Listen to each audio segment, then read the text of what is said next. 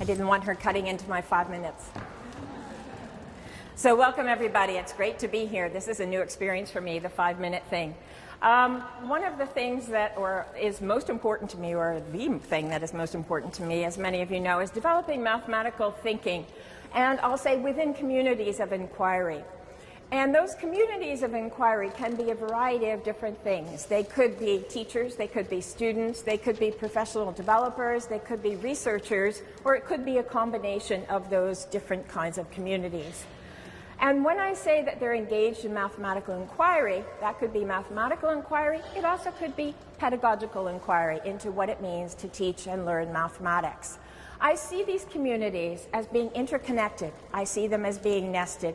I see them as being iterative, so that, for instance, what one teacher might learn within their professional learning community, they take back to their classroom, and in turn, they take what happens in their classroom back to that professional learning community.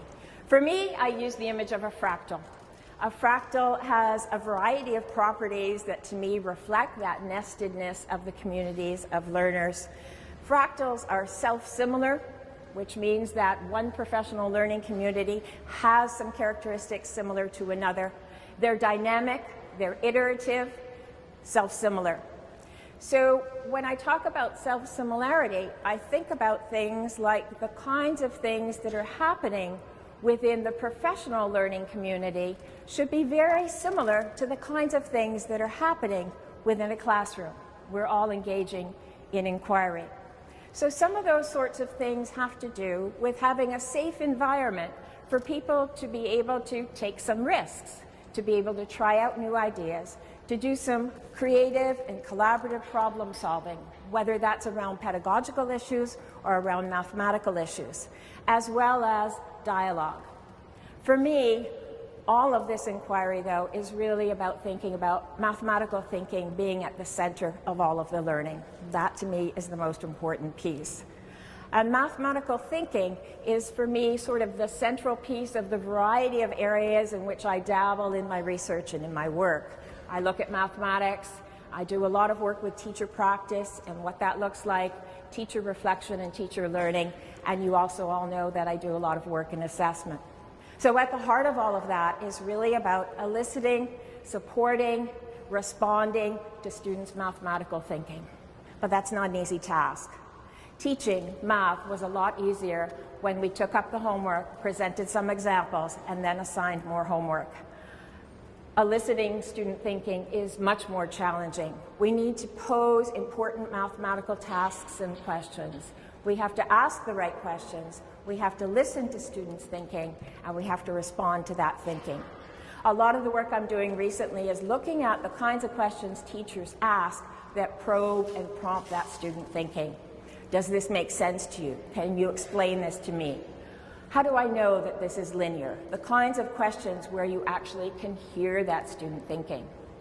But along with that is the challenge of our own mathematical thinking, so that we have a mathematical understanding that we deepen, so that we can connect the mathematical ideas that students bring forward to other mathematical ideas and other ideas that emerge.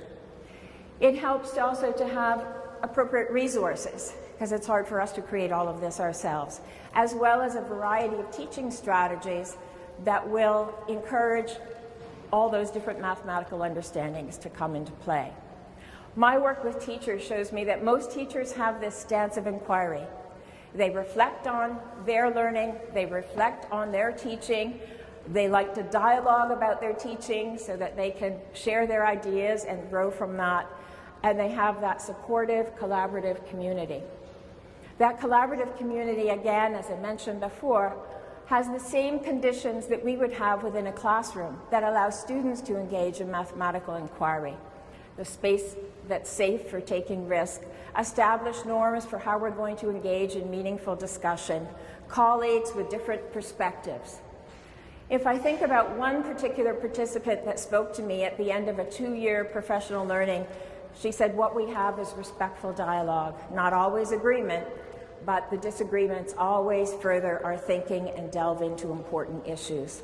So some final thoughts in the end of my 5 minutes is create those nested communities of learning, see the world in that way, focus on listening and responding to mathematical thinking, and value one another's stance of inquiry. And remember that we are all in this together.